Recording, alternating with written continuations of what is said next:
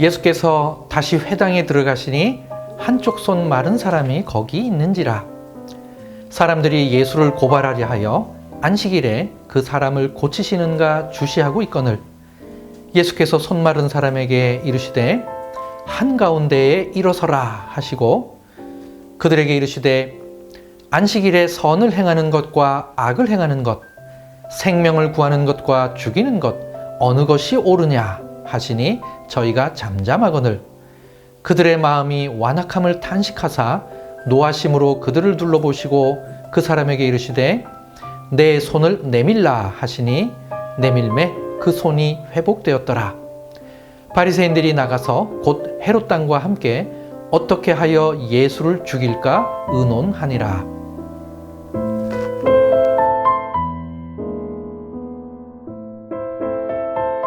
예수님께서는 다시 회당에 들어가셨습니다. 정황상 가버나움에 있는 회당일 것입니다. 지금 보시는 것은 5세기 초 비잔틴 시대에 세워진 회당인데요. 그 밑에 검은색으로 지어진 다른 스타일의 건물 흔적이 보입니다. 놀랍게도 이 흔적은 1세기 때의 흔적입니다. 대부분의 고고학자들은 이 흔적도 역시 회당의 흔적이라고 보고 있습니다. 그렇다면 1세기 회당터 위에 세워진 5세기의 회당이 되는 것입니다.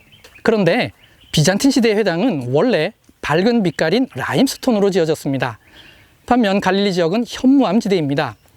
그러니 1세기 회당은 근처에서 가져온 현무암으로 지은 것이고 비잔틴 시대의 회당은 타 지역에서 가지고 온 라임스톤으로 지은 것입니다.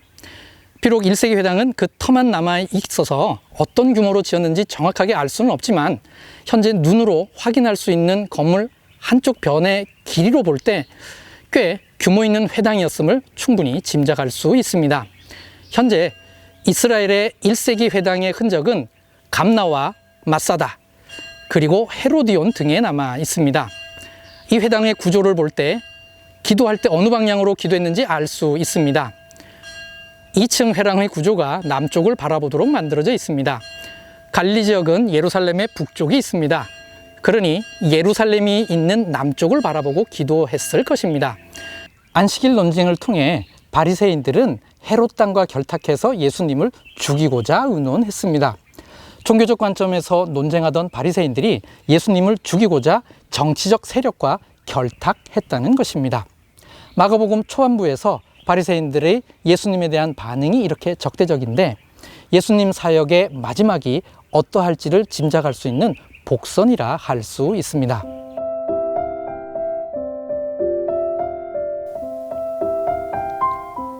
예수께서 제자들과 함께 바다로 물러가시니 갈릴리에서 큰 무리가 따르며 유대와 예루살렘과 이두메와 요단강 건너편과 또 두로와 시돈 근처에서 많은 무리가 그가 하신 큰 일을 듣고 나아오는지라.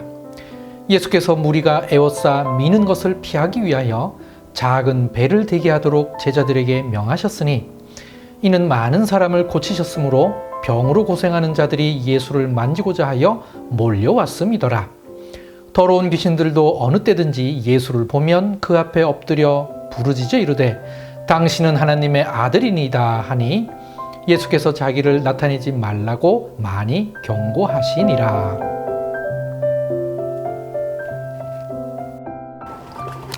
예수님께서는 다시 바닷가로 물러가셨습니다. 아마도 가버나움에서 나오셔서 갈릴리 해변으로 가셨을 것입니다. 바리새인과는 다르게 예수님의 소문이 갈릴리 지방을 넘어 이스라엘 전역으로 퍼져 나갔습니다. 유대와 예루살렘 그리고 저 멀리 남쪽 이두마에서 예수님을 보려고 왔습니다. 요단강 건너편 즉 베레아에서 오고 두로와 시돈 즉 북쪽에서도 왔으니 전국에서 다 왔다고 봐야 할 것입니다.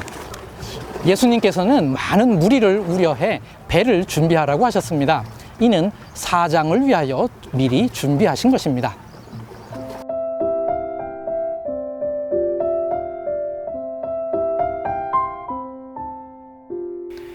또 산에 오르사 자기의 원하는 자들을 부르시니 나아온지라.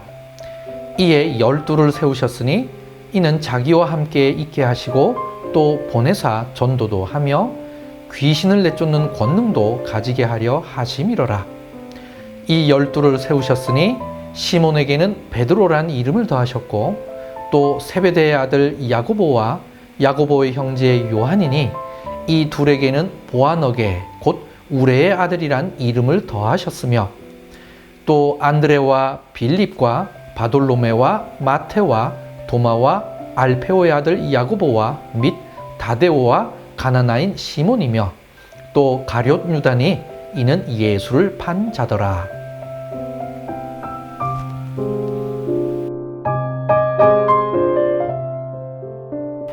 예수님께서는 산에 오르셔서 12명의 제자를 세우셨습니다. 갈릴리는 지리적 특성상 남쪽 요단 골짜기를 제외하고 동쪽, 서쪽, 북쪽이 가파른 능선으로 이루어져 있습니다. 예수님께서 지금 북쪽 편에서 사역하고 계시는데 이곳에서 산에 오르셨다면 오늘날 하루 오쉐르라고 불리는 이 산에 올라가셨을 가능성이 아주 높습니다. 저는 지금 하루 오쉐르의 밑자락에 있습니다. 복의산이라는 뜻인데 한국말로는 팔복산이라고 번역됩니다. 이 이름의 기원은 마태복음 5장의 산상수훈 중 팔복의 말씀을 기념하기 위해서 붙인 이름입니다. 마가복음의 12제자를 세우는 본문의 특징은 제자 혹은 사도라는 단어가 사용되지 않았다는 것입니다. 그냥 12를 세우셨다고 했습니다. 단지 예수님께서는 원하는 자들을 부르셨다라고만 되어 있습니다. 이것이 예수님께서 제자를 부르시는 방법이요 원칙입니다. 예수님께서는 원하는 자들을 부르셔서 세우시는 것입니다. 그리고 이렇게 부른 목적도 분명히 기록되어 있습니다. 예수님과 함께 있게 하고 또 보내사 전도도 하게 하고 또 이 일을 감당하게 하기 위해서 권능을 주시고자 하심이라 했습니다. 예수님께서는 이 산 어딘가에서 12명의 제자를 세우셨을 것입니다.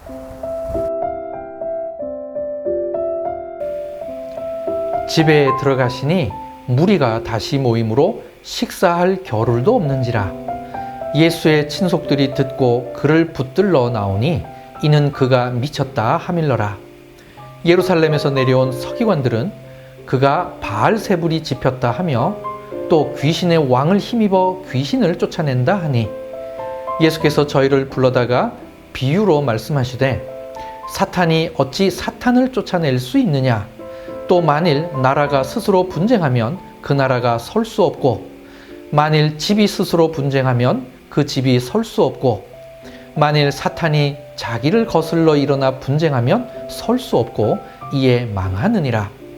사람이 먼저 강한 자를 결박하지 않고는 그 강한 자의 집에 들어가 세간을 강탈하지 못하리니 결박한 후에야 그 집을 강탈하리라.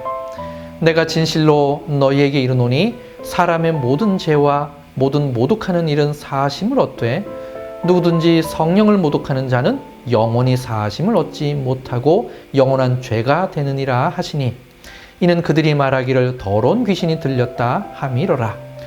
그때 예수의 어머니와 동생들이 와서 밖에 서서 사람을 보내어 예수를 부르니 무리가 예수를 둘러 앉았다가 여짜오되 보소서 당신의 어머니와 동생들과 누이들이 밖에서 찾나이다. 대답하시되 누가 내 어머니며 동생들이냐 하시고 둘러앉은 자들을 보시며 이르시되 내 어머니와 내 동생들을 보라. 누구든지 하나님의 뜻대로 행하는 자는 내 형제요 자매요 어머니이니라. 예수님께서는 다시 집으로 들어가셨습니다. 그렇다면 시몬 베드로의 집으로 보아야 할 것입니다. 2장에서 지붕을 뜯었던 바로 그 집일 가능성이 높은 것이죠. 그렇다면 며칠 사이에 뜯어졌던 지붕이 다 고쳐졌다고 보아야 하겠죠. 그만큼 지붕을 뜯고 고치는 것은 쉬운 일이었던 것입니다. 마가복음에는 예수님의 전기적 요소는 전혀 없습니다. 하지만 분명히 알 수 있는 것은 마치 선지자가 자기 동네에서는 환영받지 못하는 것처럼 예수님의 육신의 친족들은 예수님의 사역을 이해하지 못했던 것 같습니다. 반면 예수님께서는 하나님의 뜻대로 행하는 자가 내 형제요, 자매요, 어머니라고 했습니다. 하나님의 뜻대로 행하는 것이 가장 중요하다고 하신 것입니다. 3장에서의 특징은 12제자를 세운 것도 있지만 예수님의 복음 사역에 대한 각기 상이한 반응을 극적으로 보여주는 데 있습니다. 전국에서 몰려든 많은 무리들은 예수님의 사역을 인정하고 예수님께로부터 치료받고자 했습니다. 반면 반대편의 무리들은 예수님의 사역을 인정하지 않을 뿐더러 예수님을 죽이고자 모의했습니다. 3장에서 많은 무리들을 위하여 배를 준비하셨는데 과연 4장에서는 이 배 위에서 무슨 말씀을 하실지 궁금하면서도 기대됩니다.